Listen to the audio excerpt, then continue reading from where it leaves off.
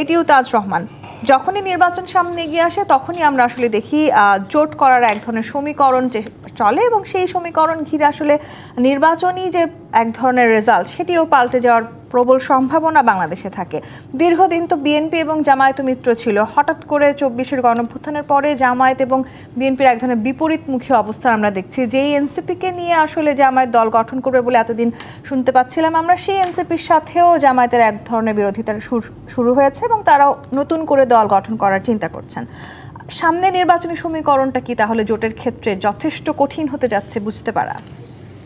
ধন্যবাদ আপনাকে, আমার সহ আলোচক মাসুদ ভাই এবং মুনিয়াপা সহ দর্শক ছিল সবাইকে সালাম শুভেচ্ছা। বাংলাদেশ এক কঠিন সমীকরণের দেশ, কখন কি হয় কখন কি হয় না এটা প্রেডিকশন করা খুব মুশকিল। আমাদের এখনকার রাজনীতির অবস্থা থেকে প্রতিদিন একটা মেসেজ হচ্ছে, প্রতিদিন একটা চেঞ্জ হচ্ছে। চেঞ্জটা কি? আওয়ামী লীগ মাঠে নাই, এখন বৃহত্তর শক্তি আছে বিএনপি। বিএনপিকে ঠেকাইতে হবে কিভাবে, ফর্মুলা করো। সে ফর্মুলার মধ্যে যা যা করা প্রয়োজন, যে যে মশলা দেওয়ার প্রয়োজন দিচ্ছে, করা হচ্ছে, আলোচনা চলছে। কোন ফরম্যাটে নির্বাচন হবে সেই আলোচনার টেবিলে এখনও শেষ হয় নাই। এক্সটেনশন হয়েছে জাতীয় ঐক্যমত্য কমিশনের, আন্দোলনের দিকে কয়েকটা রাজনৈতিক দল চলে গিয়েছে। তার আবার জাতীয় পার্টি সহ প্রায় ২৮টি দল নিষিদ্ধেরও দাবি করে। আমি আসতেছি, আন্দোলনের দিকে চলে গিয়েছে। জাতীয় পার্টিকে যদি আপনারা নিষিদ্ধের জন্য ফর্মুলায় যাওয়ার বা করার ইচ্ছা ছিল ১৩ মাস আগে করেন নাই কেন? বা এরপরে আওয়ামী লীগ যখন করা হলো করলেন না কেন? এখন রাজনীতির ফেব্রুয়ারিতে নির্বাচন হবে, সেই নির্বাচন করবে সবাই মিলে, আপনারা এর মধ্যখানে জাতীয় পার্টিকে নিষিদ্ধের দাবি করেছেন। আর মানিটা হলো আওয়ামী লীগ যদি মাঠে না থাকে, জাতীয় পার্টি যদি মাঠে না থাকে, তো ওনাদেরকে আর এই কম্পিটেন্ট রাজনৈতিক দল বা যার জনসমর্থন যতটুকু আছে রাজনৈতিক হিসাবে সমীকরণে প্রতীক হিসাবে বাংলাদেশের 4টা প্রতীক, ধানের শীষ, নৌকা, লাঙ্গল, দাড়িপাল্লা, আরেকটা পাকা মাঝে মধ্যে দেয়, আওয়ামী লীগের সময় বাতাস দিত, এখনও দিচ্ছে। এই 5টা প্রতীক নিয়েই নির্বাচন। এর বাইরে আপনি যে বলছেন যে একটু আগে জনমতের কথা বললেন, এনসিপিকে মানুষ এত% বলেছে, আমি আপনার সাথে একটু দ্বিমত করে হাম্বলি বলতে চাই। আমাদের গ্রামের খেটে খাওয়া মানুষ, মজুর, দিনমজুর যারা কাজ করছে, তারা এনসিপিকে চিনে না। তারা সারাদিন টেলিভিশন দেখেও না, সারাদিন পত্রিকাও পড়ে না। কিন্তু আবার তারা তরুণরা মিলে এক ধরনের রাজনৈতিক দল করার চেষ্টা করছে। তরুণরা বাংলাদেশের কত % ভোটার? আর আমাদের গ্রামের দিনমজুর খেটে খাওয়া মানুষ যারা সারাদিন কাজ করে বাজারে গিয়ে চা খায়, টেলিভিশন দেখে, জসিমের ঘুষি মারা টেলিভিশনের মুভি দেখে, তারা কিন্তু ওই প্রতীক গিয়ে সেন্টারে দেখবে কোন কোন প্রতীকের আমাদের ভোট হচ্ছে, তাকে দিয়ে চলে আসবে।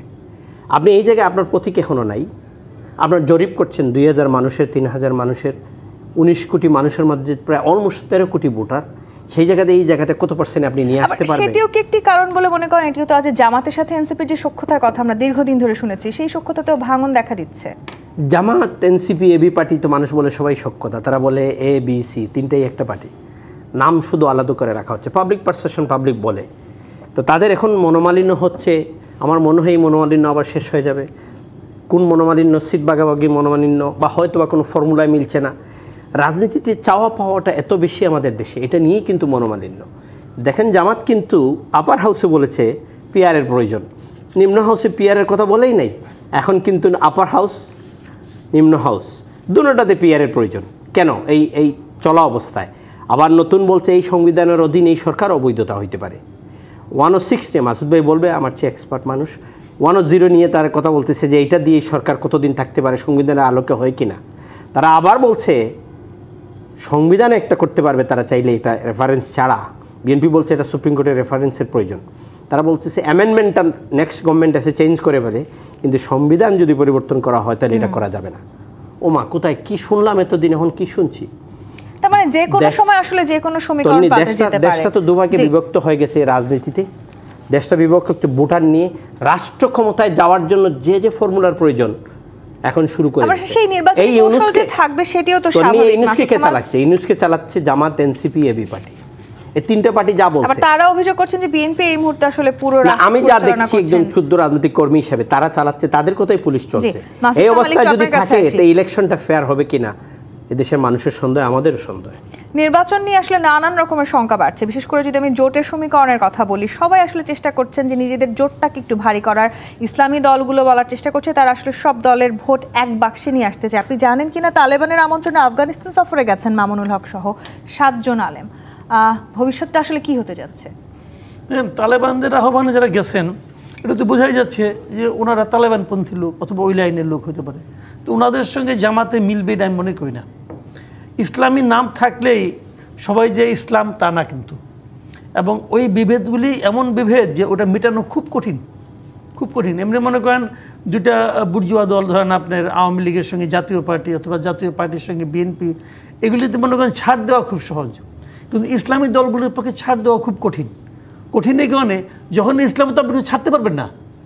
আপনি ইসলামকে যেটা মনে করেন যে এটা ইসলাম, ওখানে তো কোনো ছাড় দেওয়ার কোনো সুযোগ নেই, আপোষের কোনো সুযোগ নেই। তো অনেককে আপনি দেখবেন ফেসবুক অথবা সোশ্যাল মিডিয়ায় দেখবেন অনেক হুজুরা বলতেছে যে জামাতে ইসলামী করলে পরে আপনি কাফের হয়ে যাবেন বলতেছে। যারা বলতেছে তারা কিন্তু নিজের বিশ্বাস থেকে বলতেছে। আপনি কখনো শুনেছেন যে বিএনপির কোনো লিডার বলতেছে যে জাতীয় পার্টি করলে আপনি কাফের হয়ে যাবেন? বলবে না তো। কাজে এখানে কিন্তু তাদের মধ্যে একটা আন্ডারস্ট্যান্ডিং হওয়া সম্ভব, কিন্তু জামাতের সঙ্গে একটা ইসলামিক দলের আপোষ হওয়া এটা কঠিন, খুবই কঠিন।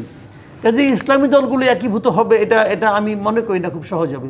যেমন জামাত ইসলাম তো পীরতন্ত্রে বিশ্বাস করে না। কাজে ইসলামী আন্দোলন তো চরমনায় পীরের দল, উনি পীর, ওনার ভাই পীর, ওনার ছেলে পীর হবে, এইটাই তো বংশানুক্রমিক, তাই না?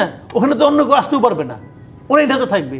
তো এটা কি জামাত মানে? আসলে মানে না তো। এখন যদি বলেন যে না আমি ইলেকশনের স্বার্থে আমি নীতির বিসর্জন দেব, আপনি নীতির বিসর্জন অথবা আপোষ, এই দুইটার কোনোটাই তো ইসলামের পক্ষে সম্ভব না যদি আপনি ইসলাম মানেন। এটা কঠিন কিন্তু। কাজে ওটাতে খুব বড় একটা জোট হয়ে যাবে, এটা আমার কাছে। কিন্তু তারা আবার এনসিপি এবং এবি পার্টিকে তাদের নিজেদের জোটে ফেরানোর চেষ্টা করেছে, এবং সেটি আমরা দীর্ঘদিন ধরে শুনেও এসেছি। হঠাৎ করে যখন তারা যুগপথ আন্দোলন শুরু করলো, আমরা দেখলাম এনসিপি বা এবি পার্টি কেউই তাদের এই যুগপথ আন্দোলনে যোগ দেয়নি। এই কারণে যে দাবিগুলো, তাদের 5 দফা দাবি, এই দাবিতে মানে খুবই গুরুত্বপূর্ণ একটা দাবিতে এনসিপির সঙ্গে জামাতে একটা পার্থক্য আছে। সেটা হলো এনসিপি চাচ্ছে যে কেবল উচ্চ কক্ষে পিয়ার, আর জামাত বলছে উচ্চ কক্ষ এবং নিম্ন কক্ষ দুই জায়গাতে পিয়ার সিস্টেম চালু করতে হবে। এটা যেটা বড় বিরোধ। কাজে এই বিরোধ থাকলে পরে তারা কীভাবে আপনার একসঙ্গে যুগপৎ আন্দোলন করবে? এটা কঠিন, যে কারণে তারা এর সঙ্গে আসেনি। শোনেন, আন্দোলন হওয়া, এই যে বিক্ষোভ হচ্ছে, 3 দিনের বিক্ষোভ হচ্ছে, এগুলো নিয়ে ঝামেলা আছে। ঝামেলা যেমন আমি একটা কথা বলি আপনাকে, যেমন ধরেন তারা বিক্ষোভ করতেছে, আমি যদি জিজ্ঞাসা করি আপনি কার জন্য, কী জন্য বিক্ষোভ করতেছেন, বিক্ষোভটা কেন? দাবি আদায়ের জন্য। তো দাবিটা কে আপনাকে পূরণ করবে? দাবি পূরণ করবে কে? গভর্নমেন্টের সবচেয়ে পাওয়ারফুল কে? ইউনুস। তো আপনি তো ইউনুসের সঙ্গে লন্ডন আমেরিকা যাচ্ছেন ভাই, 24 ঘন্টা একটা প্লেনের মধ্যে থাকবেন তাহের সাহেব, তো ওইখানে আলাপ সালাপ করলেই তো হয়ে যায়। তো আপনি ওখানে আলাপ করেন, পাশাপাশি বসবেন, চা বিস্কুট খাবেন, ওই সময় আলাপ শেষ খেয়ে ফেলে তো হয়ে যায়। তো আপনি আমাদের মতো পাবলিকরে কেন আপনি কষ্ট দিবেন বিক্ষোভ করে? এটা কেন রে ভাই? আমি এটা কোনো আগামাথা পাই না। তারা আসলে তাদের রাজনৈতিক শক্তিটা প্রদর্শন করার চেষ্টা করছেন কোনো না কোনো ভাবে, যে তারা আবার বলছেন যে ডাকসু জাকসুতে তারা কিন্তু তাহলে বলেন আপনি যে আমি শক্তি প্রদর্শন করতেছি, তাহলে আপনি ওইটা বিক্ষোভ করেন কেন? 5 দফা দাবি কথা বলেন কেন? আমি সঙ্গে নাটক করেন ভাই, এই নাটক করার ব্যাপার নাই, পাবলিক তো সব বুঝে। এই যে আমি প্রশ্নটা আপনাকে করলাম, আপনি যে কোনো পাবলিককে জিজ্ঞেস করেন সেও বলবে ভাই সরকার তো তোমরা আসো, তো তোমরা কার কাছে বিক্ষোভ করতেছো? তোমরা কারে বলতেছো? তোমরা বলবো হ্যাঁ আমি বিএনপিকে বলতেছি, ওকে বিএনপির মহাসচিব তো আপনার সঙ্গে থাকবে সময়, বলে তার সঙ্গে আলাপ করেন, মিটমাট করেন। কিন্তু গোলাম পারোয়ার এটাও বলেছেন যে সরকারের চাপে পড়ে শুভঙ্করের ফাঁকির দিকে যাচ্ছে, সব আলোচনা সফলতার কোনো সম্ভাবনাও তারা দেখতে পাচ্ছেন। কে দেখতে পাচ্ছে না? জামায়াত ইসলামী। এটা তো খুব স্বাভাবিক, আমিও দেখতে পাচ্ছি না। ওটা কি হবো? ওটা তো হবো না, আমি এটা শুরুর থেকে বলতেছি। আপনার সঙ্গে অনেক টকশো করছি ভাই, এই সংস্কার আমি শুরুর থেকে বলছি এটা কিছু হবে না। মিলাই নেন। তার মানে এই জটিলতা আসলে আরো বাড়তে যাচ্ছে কিনা? নীলোফার চৌধুরী